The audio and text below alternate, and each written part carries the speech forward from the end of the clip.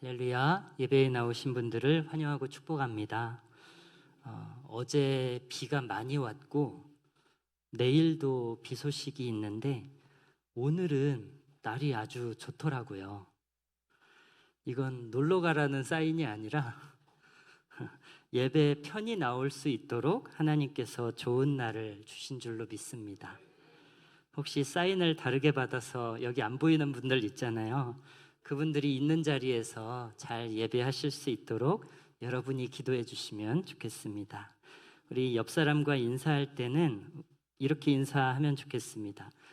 집사님이 안 계셨으면 예배당이 썰렁할 뻔했습니다. 이렇게 인사할까요? 집사님이 안 계셨으면 예배당이 아주 썰렁할 뻔했습니다.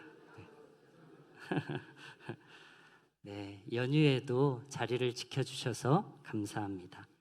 이 시간 나눌 하나님의 말씀은 예레미야 26장 1절에서 9절 그리고 20절에서 23절 두 곳입니다. 우리 말씀을 한 절씩 교독하실 때 두 파트를 이어서 읽겠습니다. 제가 먼저 읽겠습니다. 유다의 왕 요시야의 아들 여호야김이 다스리기 시작한 때에 여호와께로부터 이 말씀이 임하여 이르시되 여호와께서 이와 같이 말씀하시니라. 너는 여호와의 성전 뜰에 서서 유다 모든 성읍에서 여호와의 성전에 와서 예배하는 자에게 내가 내게 명령하여 이르게 한 모든 말을 전하되 한마디도 감하지 말라. 그들이 듣고 혹시 각각 그 악한 길에서 돌아오리라. 그리하면 내가 그들의 악행으로 말미암아 그들에게 재앙을 내리려 하던 뜻을 돌이키리라. 너는 그들에게 이와 같이 이르라. 여호와의 말씀에 너희가 나를 순종하지 아니하며 내가 너희 앞에 둔 내 율법을 행하지 아니하며 내가 너희에게 나의 종 선지자들을 꾸준히 보내 그들의 말을 순종하라고 하였으나 너희는 순종하지 아니하였느니라. 내가 이 성전을 실로같이 되게 하고 이 성을 세계 모든 민족의 저주거리가 되게 하리라 하셨느니라. 예레미야가 여호와의 성전에서 이 말을 하매 제사장들과 선지자들과 모든 백성이 듣더라.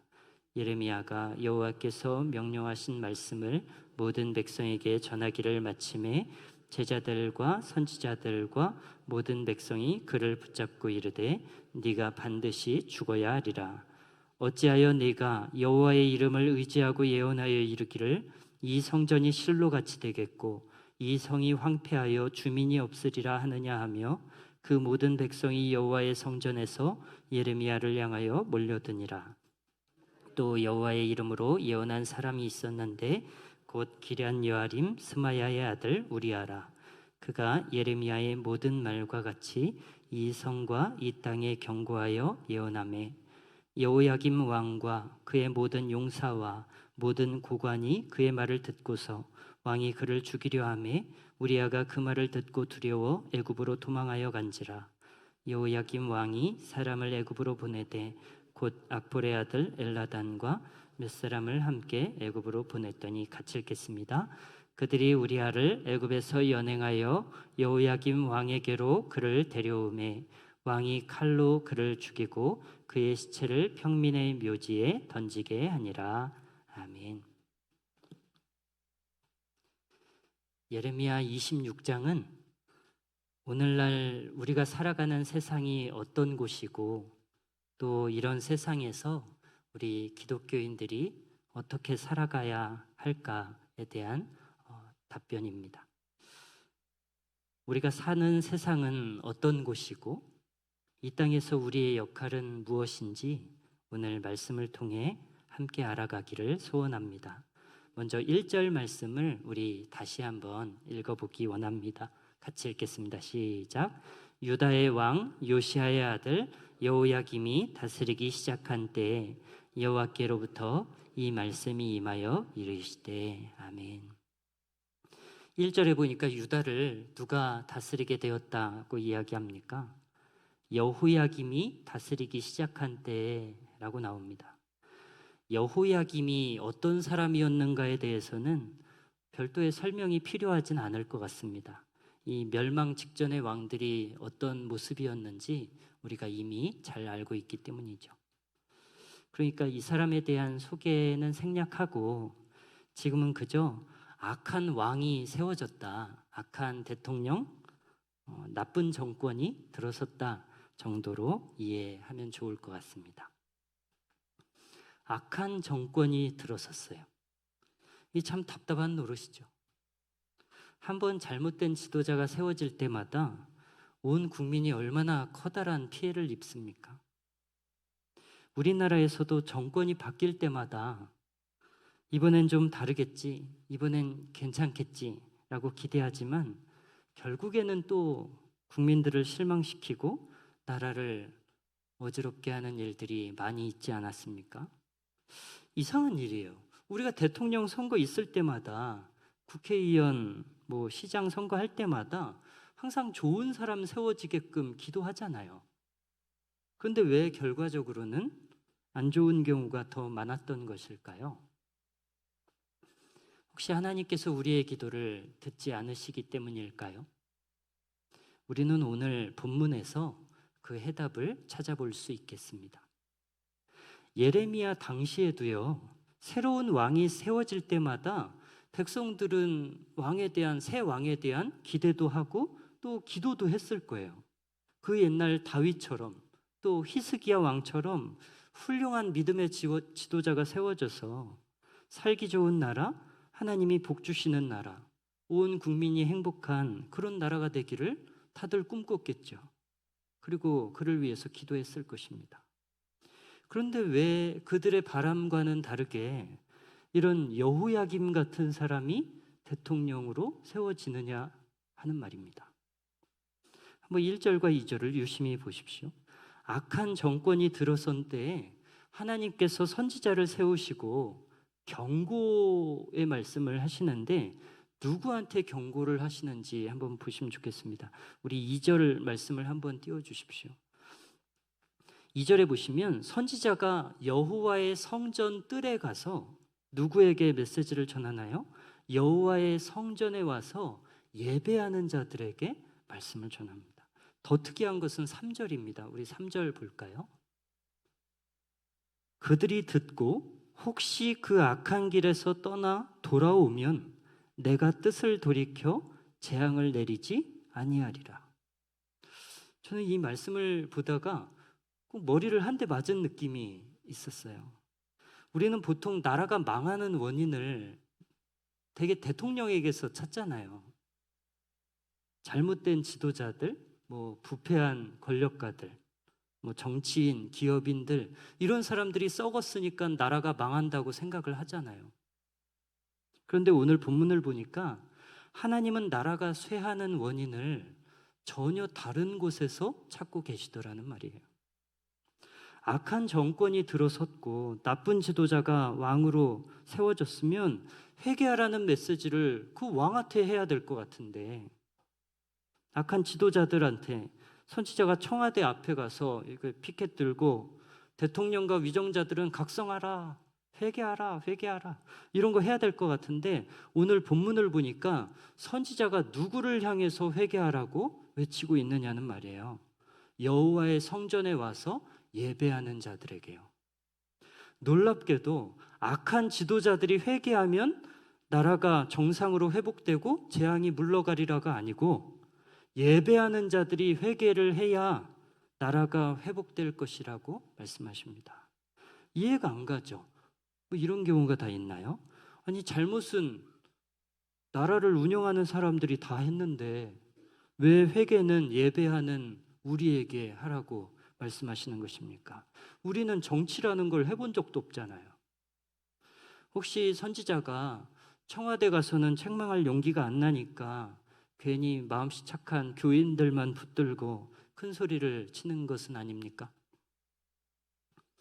그러나 만에 하나라도 그게 아니라면 오늘 우리는 이 예레미야의 음성을 결코 가볍게 받아서는 안 될 것입니다. 여러분, 우리가 대통령 욕을 하기 전에 과거로부터 오늘까지 우리 사회가 겪었던 여러 문제들을 보면서 이게 다 대통령이 무능한 탓이다, 정치인들이 비리가 있어서 그렇다, 그들의 부조리를 탓하기 이전에 먼저 성전에 나와서 예배하는 우리들에게 회개할 것은 없는지 스스로를 돌아보아야 할 때가 온 것입니다. 이런 얘기를 하면 불편한 사람들도 있을 것 같아요. 내가 뭘 잘못했지? 우리가 뭐 나라를 팔았냐, 사기를 쳤냐, 뭐 사람을 죽였냐? 맞습니다. 여러분들은 뭐 나라를 판 적도 없고 사기를 치거나 사람을 죽이지도 않았죠. 여러분, 죄도 지어본 사람들이 잘 짓는다고 아무래도 우리보다는 저 세상에 있는 사람들이 훨씬 더 다양하고 고약한 죄들을 많이 지었을 것입니다. 그런데 왜 하나님께서는 그들에게는 아무 말씀도 안 하시더니 애꿎은 우리에게만 너네가 회개해야 된다라고 이야기를 하시느냐는 말이에요. 사람 억울하게. 하지만 여러분, 성경에 나오는 하나님을 곰곰이 묵상해 보시면 좋겠습니다. 하나님이 언제 세상 사람들한테 당신의 말씀을 지킬 것을 기대하신 적이 있었나요? 하나님이 이방인들에게 너희는 십계명을 지켜라, 주의를 성수하고 내가 거룩하니 너희도 거룩해라, 너희는 빛과 소금이 되라, 이런 말씀을 이방인들에게 하신 적이 있었냐고요? 한 번도 없지 않습니까? 애초에 하나님은 세상에게 거룩을 기대하시지 않습니다. 세상에게 왜 너희가 하나님의 말씀대로 살지 않았느냐며 나무라시지 않습니다.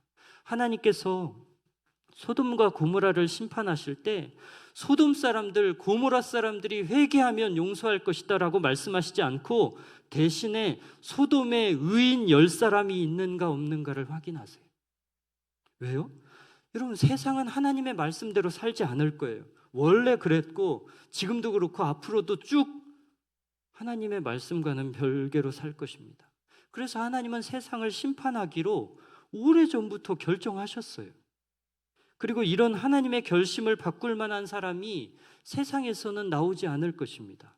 그러나 하나님께서 한 줄기 기대를 갖고 계시는 부분이 있는데, 그것은 혹시 이 땅에 하나님의 법을 준수하는, 이 땅의 죄악을 끌어안고 아파하며 기도하는 그런 의인이 살고 있지는 않을까 하는 것이죠.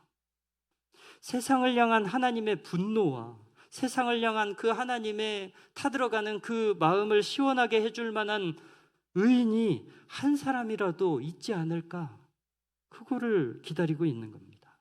그런 의인이 한 명이라도 있으면 이 나라가 아무리 더럽다고 해도 내가 그 의인을 봐서 온 성읍을 용서할 것이다 라고 말씀하십니다. 에스겔서 22장 30절의 말씀도 같이 읽어보겠습니다. 시작.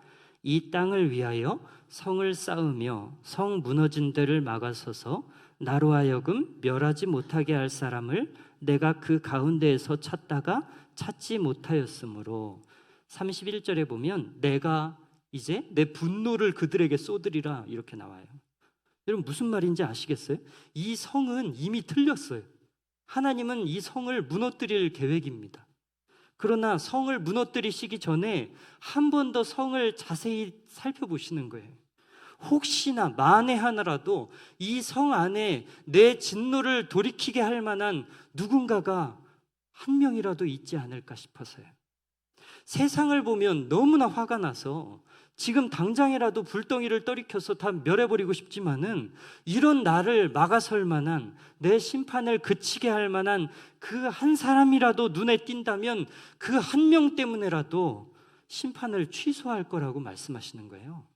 그러나 그 한 사람도 찾지 못했을 때에는 나의 진노를 그들 성 위에 쏟으리라, 이렇게 나오는 거예요. 여러분, 세상을 향한 하나님의 진노는 이미 정해진 거예요. 돌이킬 수 없어요. 세상이 완전히 썩었기 때문에 하나님은 세상을 멸망시키기로 작정했습니다. 하지만 왜 아직도 이 심판의 때가 오지 않았나요? 세상이 이렇게나 더러운데 왜 아직도 하나님은 세상을 심판하시지 않을까요? 어쩌면 아직도 어딘가에서 나라를 위해서 애통함으로 기도하고 하나님의 말씀을 따라서 살고자 애쓰는 이들이 있기 때문 아닐까요? 그리고 만약에 그런 사람이 없다면 하나님이 아직까지도 그 한 사람을 기다리고 계시기 때문은 아닐까요? 조금만 더 기다려보자. 혹시 이 교회에서 나타날지도 모른다. 저 교회라면 한 명쯤은 이 성의 무너짐을 막아설 만한 의인이 세워질지도 모른다. 여러분, 하나님은 세상의 지도자를 의지하시는 분이 아니에요. 좋은 지도자가 뽑히면 세상이 달라질 거라고 기대하시지 않는단 말이에요. 하나님이 힘이 없습니까? 대통령을 의지하게. 세상을 향한 하나님의 기대는 딱 하나밖에 없어요. 성전에 나와서 예배하는 자들이요. 우리들이요.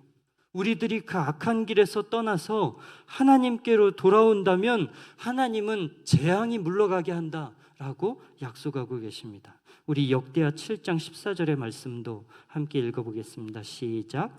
내 이름으로 일컫는 내 백성이 그들의 악한 길에서 떠나 스스로 낮추고 기도하여 내 얼굴을 찾으면 내가 하늘에서 듣고 그들의 죄를 사하고 그들의 땅을 고칠지라. 아멘. 여러분, 주님이 지금 예수 안 믿는 사람들한테 너희 죄에서 떠나라고 이야기하시는 게 아니에요.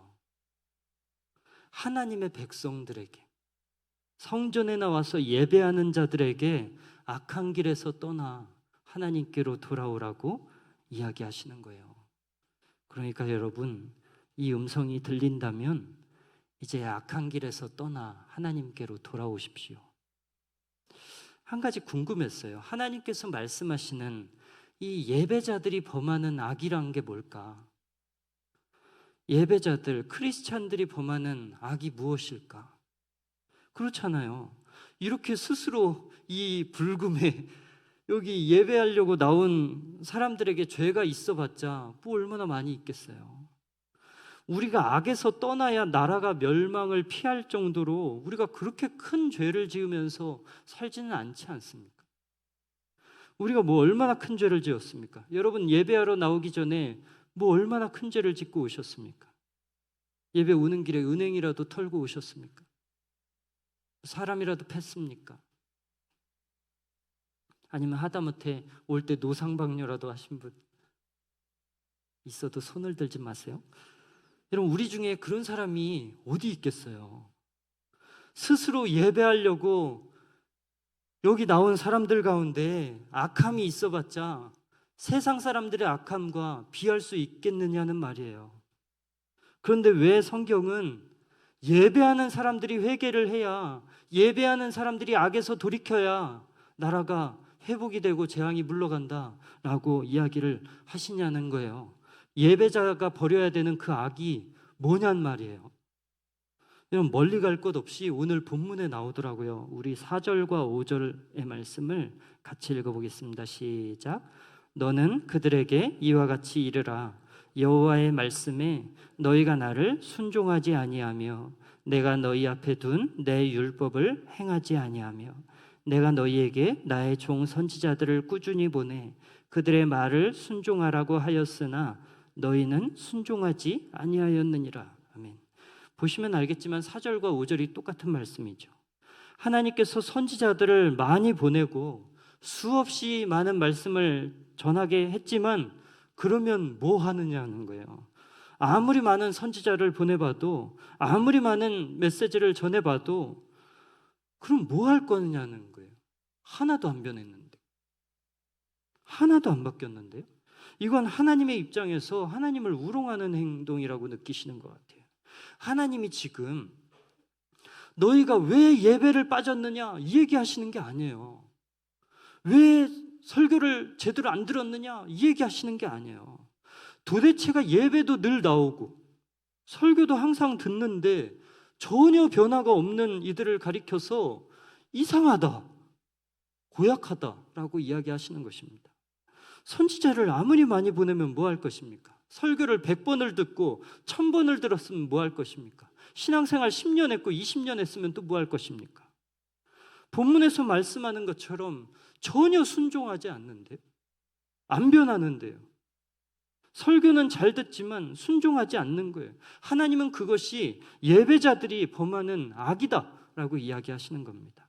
여러분, 혹시 두 아들의 비유를 기억하시나요? 엄마가 두 아들한테 아들들 엄마 좀 도와줄래? 라고 했더니 큰 아들은 네 라고 대답해 놓고 아무것도 안 해. 집에도 그런 아들 있습니까? 네 라고 했는데 아무것도 안 해. 근데 작은 아들은 몰라요, 귀찮아요 라고 했는데 나중에 후회돼서 엄마에게 가서 일을 도와줬다 나옵니다. 하나님은 그 2명 중에 둘 다 별론데 2명 중에 그나마 둘째 아들이 낫다라고 이야기하십니다. 예배 때 아멘 아멘 은혜는 잘 받았는데 네 대답은 잘했는데 큰아들처럼 네 대답만 해놓고 아무것도 하지 않는 거예요. 어차피 순종하지 않을 거라면 아멘이 소용이 없죠. 그렇다고 아멘을 하지 말자는 얘기는 아닙니다. 여러분, 우리가 예배 때 때로는 찔리기도 하고 때로는 눈물도 흘리고 은혜 받잖아요. 뭔가 가슴이 뛰는 그런 경험도 하잖아요. 그런데 진짜 신기하게도 거기까지 하나님께서 기독교인들에게 회개하라고 말씀하시는 게 과연 무엇일까? 잘 생각해 보세요. 우리가 뭐 예배를 빠졌어요? 그게 아닌 거예요. 예배자들이 범하는 악은 그런 게 아니라 말씀을 귀에 못이 박히게 들어놓고도 하나도 달라지지 않는 그 고집에 있는 거예요. 6절을 한번 볼까요? 우리 6절에 보시면 우리가 만약에 계속 이런 모습이라면 하나님은 성전을 실로처럼 만들 것이고 또 이 성을 세계 모든 민족의 저주거리가 되게 할 것이다 라고 이야기하세요. 성전을 실로처럼 만드신다는 게 무슨 의미일까요? 여러분, 실로가 과거에는 예배처소였는데 지금은 예배처소가 아닙니다. 왜요? 문 닫았으니까요. 그러니까 이 말씀은 너희가 변하지 않고 계속 똑같다면 그런 교회는 하나님이 문을 닫아버리겠다라고 말씀하시는 거예요. 또 이 성이 세계 모든 민족의 저주거리가 된다는 이야기는 이 성을 열방의 조롱거리, 열방의 웃음거리로 만들겠다는 거죠. 교회가 세상의 웃음거리로 전락하는 거예요. 여러분, 교회가 세상의 웃음거리, 조롱거리가 된 게 누구 잘못입니까? 교회를 욕하는 사람들이 나쁜 놈들이 아니에요. 물론 그 사람들도 나쁜 놈들이죠.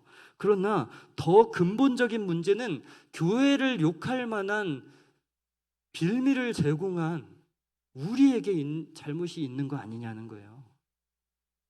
참 놀라운 것은 이런 예레미야의 회개를 촉구하는 설교를 들은 이스라엘 사람들이 어떻게 반응하는지 아세요? 우리 7절과 8절을 같이 읽어보겠습니다. 시작. 예레미야가 여호와의 성전에서 이 말을 하매 제사장들과 선지자들과 모든 백성이 듣더라. 예레미야가 여호와께서 명령하신 말씀을 모든 백성에게 전하기를 마침에 제사장들과 선지자들과 모든 백성이 그를 붙잡고 이르되 네가 반드시 죽어야 되리라. 회개를 촉구하는 설교, 죄를 지적하는 설교, 이런 얘기를 했더니 사람들이 회개를 하는 게 아니고 그런 얘기를 하는 선지자들을 죽이려고 그래요. 예레미야가 성전에 모인 사람들에게 이야기를 합니다. 여러분, 이 나라가 왜 악해졌습니까? 여러분, 왜 여호야김 같은 사람이 대통령으로 세워졌습니까? 그것은 예배하는 우리가 제대로 살지 않았기 때문입니다. 여러분, 회개합시다. 회개하면 하나님께서 이 나라를 용서해 주실 것입니다. 이렇게 설교를 마쳤는데 이렇게 설교가 끝나고 나서 회중들이 맞습니다. 주님, 제가 죄인입니다. 주님, 저를 용서해 주세요. 이런 반응을 보이는 게 아니고 저런 소리를 하는 사람은 끌어내자. 이렇게 나오는 거야. 여러분, 이스라엘이 왜 멸망까지 갔는지 아시겠죠? 이건 대통령의 문제가 아닌 거예요. 어차피 그 사람들은 하나님이 기대했던 인물이 아니에요. 여러분, 대통령이 세상을 바꿉니까? 아니요. 하나님이 기대했던 것은 딱 하나예요. 성전에 나와서 예배하는 자들이요. 그들이 회개를 요구하는 선지자 앞에 야, 네가 뭔데 자꾸 우리에게 지적질이지? 너 같은 사람 필요 없으니까 사라져라. 눈앞에서 썩어져라. 그러니까 이스라엘이 망하는 게 당연한 거 아니겠어요? 물론 죄를 지적하는데 그게 듣기 좋을 사람이 누가 있겠습니까? 사람들은요, 스스로 잘 살고 있지 않다라고 생각을 하면서도 누가 내 허물을 지적하면 그게 그렇게 기분이 나빠요. 본인 스스로 점점 살쪄간다라고 생각하면서도 그 얘기가 다른 사람의 입에서 나오면 그렇게 기분이 나빠요. 방을 지저분하게 쓰는 아이에게 너 왜 이렇게 지저분하니? 라고 하면 그게 그렇게 기분 나빠요. 떠드는 아이들에게 너 왜 그렇게 시끄럽니? 라고 하면 또 불쾌해요. 마찬가지로 죄인들에게 죄가 있다고 하는데 듣기 싫은 거예요. 아니 그러면 그거 싫어하는 거 알면서 듣기 싫어하는 얘기 왜 자꾸 하시나요? 우리가 죄를 지적당하는 것을 싫어합니다. 회개하라는 내용의 설교도 별로 인기 있는 설교가 아닙니다. 그런데 왜 하나님은 자꾸만 우리에게 회개하라고 말씀하시냐는 거예요. 하나님이 심술쟁이라서 그런가요? 여러분, 듣기 싫어하는 것을 알면서도 이야기할 때에는 그만큼 물러설 수 없는 내용이기 때문에 계속 하는 거 아니에요? 예레미야가 뭐하러 생명의 위협까지 느끼면서 사람들이 그렇게 싫어하는데 인기를 위해서는 안 하면 그만이잖아요. 근데 사람들이 그렇게 싫어하는 거 알면서도 자기 목숨의 위협까지 받으면서 이 얘기 왜 꾸역꾸역 하느냐는 말이에요. 이것은 그만큼 이 나라를 향한 하나님의 진노가 꼭대기까지 차 올랐기 때문에 하는 거 아니에요? 대통령은 이제 여호야김 같은 사람들이 세워지고 있고 살기는 더 힘들어지고 세상은 점점 막장을 향해서 치달아가는데 하나님의 진노를 돌이킬 만한 유일한 가능성이 있는 성전에 와서 예배하는 자들조차 악에서 떠나기를 싫어하는 것이죠. 여러분, 언젠가부터 기독교인들이 늘 듣기 좋은 설교만을 원하고 있습니다. 죄를 꼬집는 이야기가 아니라 당신 앞으로 잘 될 것입니다. 이런 축복의 말씀, 지금도 괜찮습니다. 위로의 말씀, 지금 이대로도 하나님이 당신을 사랑하십니다. 위로, 회복, 격려, 이런 메시지들이 큰 인기를 얻고 있습니다. 근데 나라가 엉망이잖아요. 점점 더 심판의 깊숙한 단계까지 간 것 같은데 이제라도 빨리 회개해야 되는데 회개하라는 설교는 듣기 싫어하고 불편해하면 기독교인들마저 그러고 있으면 무슨 희망이 있겠냐는 말이에요. 여러분, 하나님이요, 기독교인들이 그의 악에서 떠나서 돌아오면 이 나라가 얼마나 악하든지 간에 상관없이 다 용서하겠다라고 이야기하시는데도 여전히 우리들은 우리에게 잘못했다고 이야기하지 마라, 우리를 찌르고 힘들게 하는 얘기 하지 마라, 축복의 말씀과 위로의 말씀, 평안의 말씀을 전해라, 안 좋은 얘기하는 선지자는 끌어내버려라 라고 이야기하는 거예요. 아니 이러다가 여기서 심판이 더 진행되면 어떻게 감당하죠? 이미 여호야김 같은 사람이 왕이 됐어요. 이건 하나님의 심판이 많이 진행됐다는 뜻이죠. 멸망을 향해서 더 가까이 왔다는 의미고요. 그런데 아직까지 회개하기 싫어한다면 이후에 있을 진짜 큰 심판은 어떻게 감당하겠냐는 얘기예요. 여러분, 혹시 마트에서 빨대 속에 초콜릿 들어 있어가지고 우유에다 꽂아 먹는 그 빨대 보신 적 있으세요? 퍼니스트로우라는 이름의 빨대가 있는데요, 이게 초등학생들이 좋아하는 빨대입니다. 저도 많이 좋아합니다. 이 동그란 빨대 안에 딸기맛 그 캡슐이 들어있어요. 그래가지고 이걸 흰 우유에다가 꽂아서 먹으면 그 밍밍한 흰 우유가 얼마나 맛있는 딸기 우유로 변하는지 몰라요. 세상에 흰 우유를 잘 못 드시는 분들이 있을 수 있잖아요. 그런데 그런 분들을 위해서 아주 훌륭한 분이 이 퍼니스트로우라는 거를 만들었어요.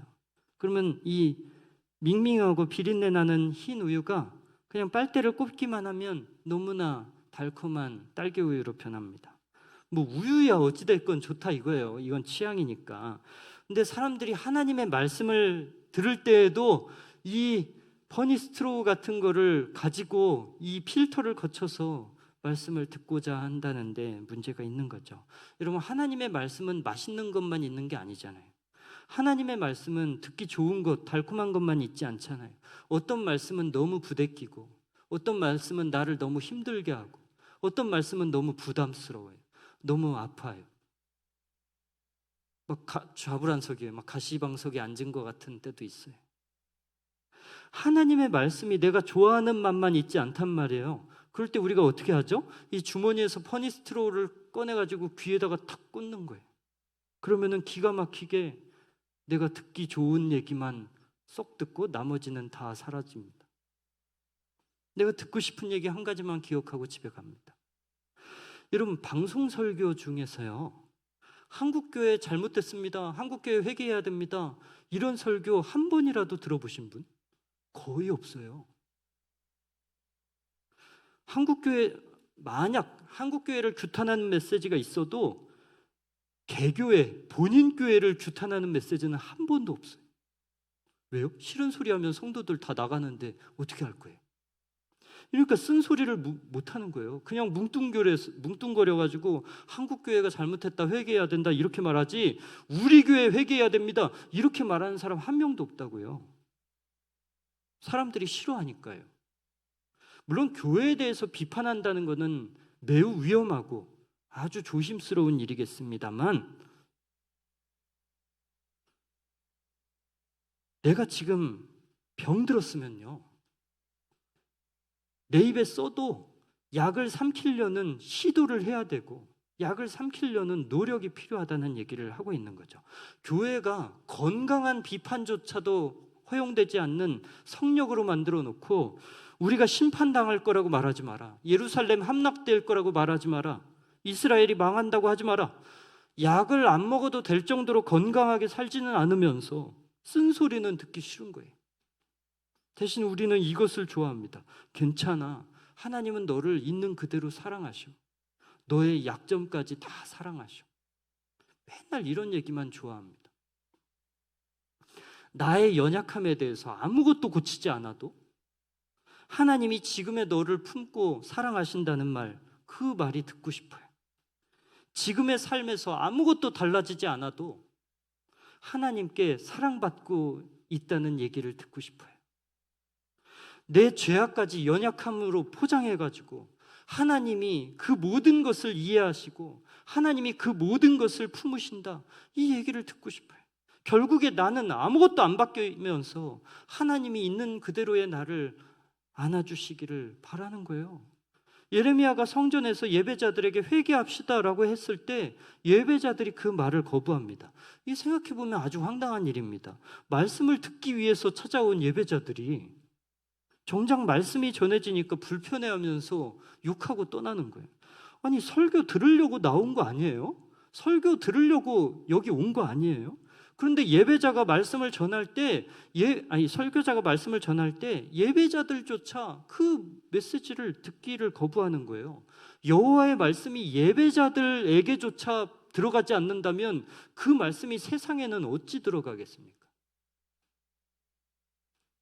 이런 세상에 말씀을 전하기 위해서는, 이런 세상을 교회가 바뀌기 원한다면 교회에게는 얼마나 더 많은 능력이 필요할까요? 뭐 예수님처럼 죽은 사람을 살려내든지, 안전뱅이가 일어나고 암 환자가 고침받는 그런 능력이라도 나타나야 교회가 좀 세상에 힘있게 메시지를 전할 거 아니에요? 병원에서도 못 고친다고 손 놓은 사람들 교회 오니까 회복이 되고, 부도 나서 힘든 사람들 교회 와서 기도하면 회복되고, 이런 부인할 수 없는, 인정하기 싫지만 인정할 수밖에 없는 그런 능력들이 교회 안에 나타나면 이런 악한 세상에서도 교회가 사역을 힘있게 할 수 있을 것 같은데, 정직하게 우리의 교회와 정직하게 나 자신을 돌아볼 때 이런 능력이 없다는 게 너무 아쉽죠. 저는 오늘 20절부터 23절까지 나오는 이 우리아라고 하는 예언자에게 주목하고 싶어요. 어쩌면 우리의 모습을 가장 잘 대변하고 있는 성도일지도 모르기 때문이에요. 이 우리아가요, 성경 전체에서 딱 오늘 본문에만 나와요. 20절부터 23절까지 이 4개의 구절에서만 나와요. 여러분, 다윗 같은 사람, 바울 같은 사람은 성경에 얼마나 많이 나오나요? 한 수십 장, 수백 장이 나오잖아요. 그런데 이 우리아는 등장부터 죽음까지의 기록이 4장도 아니고 4절이 나와요. 4절. 그러니까 굉장히 별거 없는 거죠. 여러분, 등장이 짧으려면 뭔가 강렬한 임팩트라도 있으면 좋잖아요. 작은 고추가 매운 것처럼 뭔가 짧지만 강렬했다, 뭐 이런 인상이라도 주면 좋은데 그것도 전혀 아니에요. 우리아가 했던 일을 보시면 20절부터 눈으로 보세요. 예레미야처럼 똑같이 예언을 했는데 사람들이 죽이려고 하니까 무서워서 도망을 갑니다. 그러다가 붙잡혀서 체포당해서 죽임을 당했습니다. 그걸로 끝입니다. 이것도 사역인가요? 너무 허망하게 끝이 났어요. 재밌는 것은 이 허탈하기 그지없는 사역을 했던 사람의 이름이 우리아라고 하는 것이죠. 우리아라고 하는 이름의 뜻은 여호와의 불꽃입니다. 여호와의 불꽃. 뭔가 굉장히 강렬한 이름 아닌가요? 마치 세상을 복음으로 다 불태울 것만 같은, 유다를 복음으로 죄악을 싹 태울 것만 같은 그런 강렬한 이름 아니에요? 여호와의 불꽃. 여러분, 우리가 예수를 믿기 시작하니까 성경이 우리에게 너가 세상의 빛과 소금이다 그래요. 놀랐어요. 제가요? 제가 세상의 빛과 소금이라고요? 저는 그래서 그 얘기를 듣고 제가 이제 뭐라도 됐는 줄 알았어요. 저더러 세상의 소금이라고 하니까, 빛과 소금이라고 하니까 대단해졌는 줄 알았어요. 근데 좀 이상하더라고요. 내가 세상의 빛이고 소금인데 내가 등장하기만 하면 어두웠던 곳이 밝아지고, 내가 손대기만 하면 썩은 곳이 치유될 줄로 알았는데 전혀 안 그런 거예요. 우리아처럼 이름은 여호와의 불꽃인데 그 이름처럼 메시지를 전할 때 막 여기저기서 불꽃 같은 반응이 일어나고 사람들이 울고불고 회개하는 게 아니고 결과가 너무 예상 바뀐 거예요. 성과가 아예 없는 거예요. 열심히 사역했는데 사람들이 죽이려고 하는 통에 도망갈 수밖에 없었고, 도망가다가 붙잡혀서 죽었어요. 설교를 할 때마다 앞에서 막 불을 토하면서 해도 그냥 늘 자는 사람들도 있어요. 제가 청년 사역을 10년 넘게 했거든요. 멋모르고 할 땐 몰랐는데 시간이 지날수록 너무 힘들어요. 앞에서 막 실핏줄이 막 핏줄이 올라오도록 해도 전혀 개의치 않고 잠을 자요. 목소리를 높이면 그 리듬에 맞춰서 또 잠을 자요. 아예 그냥 귀에다 대고 마이크를 대고 해버릴까 라는 생각도 들고. 여러분, 그의 이름 여호와의 불꽃답게 여호와의 불꽃이 설교 한 번 하면 막 수천 명씩 회개하고, 기도할 때마다 암 환자들이 막 자리에서 벌떡벌떡 일어나고, 다리 짧은 애들 기도하면 다리가 길어지고, 막 못생긴 애들 안수하면 윤곽이 생기고, 이러면 얼마나 할만 나겠어요. 그러면 누가 교회를 욕하겠어요? 누가 교회를 안 다니겠어요? 다 다니지 않겠어요? 우리아가 처음 자기의 이름이 여호와의 불꽃이라는 사실을 알았을 때 얼마나 스스로에게 기대를 했겠어요. 와, 내 이름이 여호와의 불꽃이구나. 하나님이 나를 엄청 크게 쓰시려는가 보다. 왜냐하면 자기의 이름이 여호와의 불꽃이니까요. 뭔가 역사가 일어날 것만 같은 이름 아니에요? 처음 신학을 시작할 때 다들 얼마나 자신감이 충만한지 아십니까? 신학교 1학년들은 째째하게 우리 교회를 위해서 기도하지 않습니다. 하나님, 온 세계와 열방을 제게 주십시오.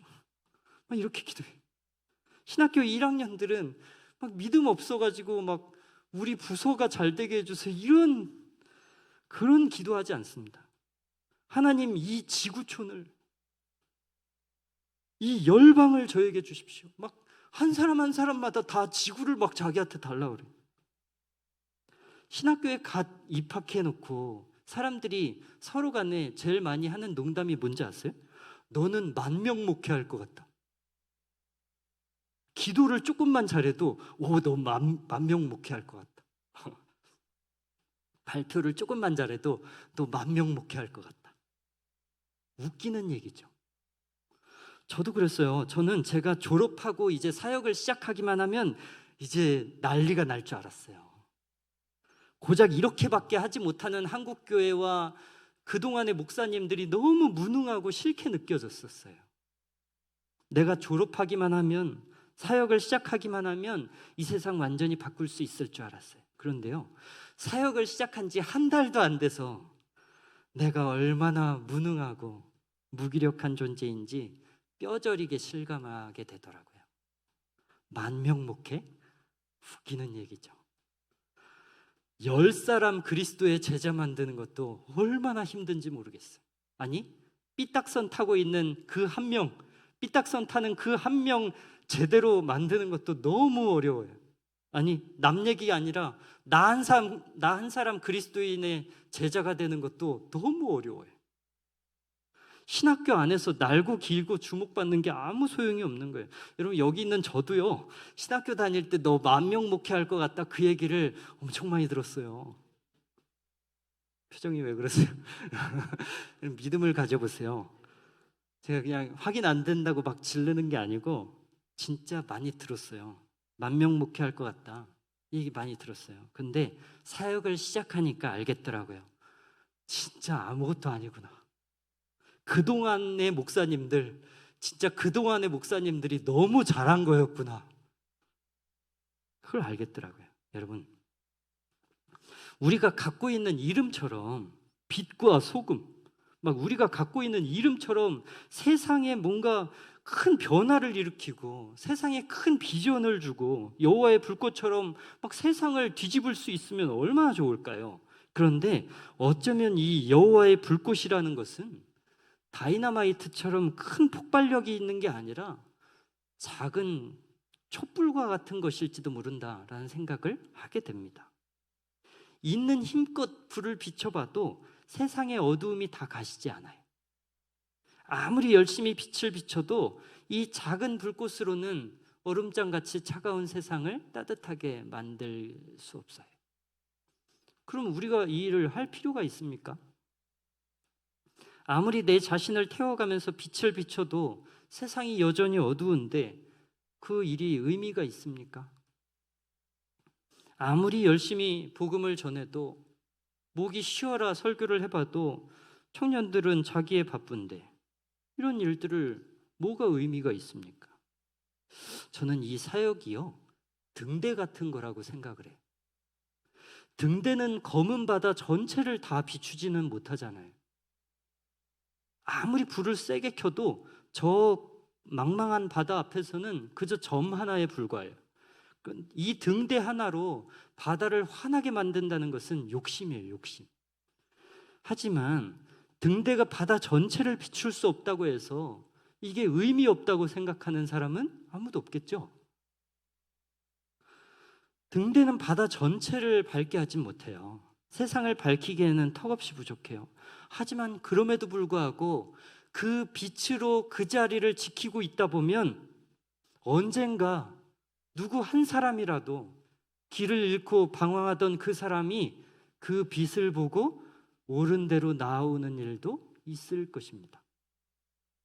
내가 비추는 그 빛을 보고 옳은 대로 나아오는 사람도 누군가 있겠죠. 길을 잃고 방황하는 한 사람을 살릴 수 있다면 우리는 여전히 등대가 돼서 보잘것없는 우리의 사역들을 계속 이어갈 가치가 있는 것이죠. 하나님이 우리한테 너 세상을 바꿔라, 너 세상을 흔들어라, 검은 바다를 환하게 만들어라, 이렇게 주문하는 게 아닐지도 몰라요. 우리의 사역이 폭발력은커녕 보잘것없고 영향력도 미미할 수 있지만 그럼에도 불구하고 우리가 빛으로서 자리를 지키고 있을 때 누군가, 길을 잃은 누군가가 우리를 보고 바른 대로 돌아올 수만 있다면, 한 사람이라도 그럴 수 있다면 그 사역이 의미 없는 사역이 아니라는 거예요. 말씀을 정리하겠습니다. 저와 여러분은 어쩌면 세상의 빛과 소금이다, 뭐 여호와의 불꽃이다, 이런 칭호를 받기에는 너무 부족한 사람들일 수 있죠. 그러나 우리가 세상을 다 바꾸지는 못하더라도 우리가 맡은 사역을 놓을 수가 없고 여전히 감당해야 되는 것은, 혹시 길을 잃고 방황하던 누군가가 우리가 자리를 지키는 것을 보면서 돌아올 수 있다면 그게 얼마나 귀한 일이냐는 거예요. 여러분, 목자로 사역하시면서 이 막 후회될 때도 많잖아요. 내가 이거 괜히 해가지고 막 교사로 수고할 때 얼마나 힘들어요. 애들 막 속 태우고 이럴 때 열매도 없고 막 보람도 없고 아무것도 건지지 못해서 그냥 지치기만 할 때, 그럴 때 자기의 부족함을 핑계 삼아서 나 능력이 없다, 나 시간이 없다, 사랑이 없다, 계속 도망치고 싶은 그런 마음이 들 때 작더라도요 여호와의 불꽃이 돼서 어두운 바다에서 길을 헤매는 사람들에게 좋은 방향을 알려줄 수 있는 우리가 될 수 있기를 원합니다. 여러분, 도망가지 마십시오. 여호와의 일에서 물러나지 마십시오. 우리야처럼 뭐 대단한 거 아닌 그런 사역이라고 해도 그 자리를 잘 지키시면 좋겠습니다. 주께서 주신 사명 물러섬 없이 감당할 수 있기를 주의 이름으로 축원합니다.